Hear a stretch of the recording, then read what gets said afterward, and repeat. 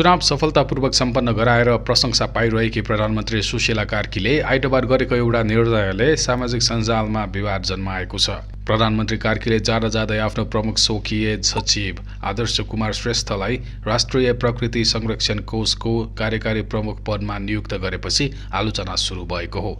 धेरैले यसलाई नाटावाद र कृपावादको उदाहरण भन्दै प्रश्न उठाएका छन्।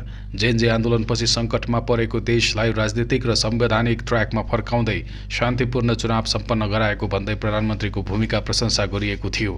तर चुनावपछि सरकारले गरेको यो नियुक्तिले धेरैलाई निराश बनाएको टिप्पणी भइरहेको छ। यस विषयमा विभिन्न व्यक्तिहरूले पनि सामाजिक सञ्जालमा प्रतिक्रिया दिएका छन्। महावीर पुनले यो नियुक्ति 100% गलत भएको भन्दै प्रधानमन्त्रीलाई निर्णय पुनर्विचार गर्न आग्रह गरेका छन्। उनले नियुक्त भएका आदर्श श्रेष्ठलाई समेत पद नस्वीकारेर प्रधानमन्त्रीको प्रतिष्ठा जोगाउन सुझाव दिएका छन्। त्यस्तै सुमना श्रेष्ठले पनि दोहोरो मापदण्डको आलोचना गर्दै लेखेकी छन्, अरूले गरे नातावाद, आफूले गरे योगदानको कदर भन्ने प्रवृत्ति अन्त्य हुनुपर्छ।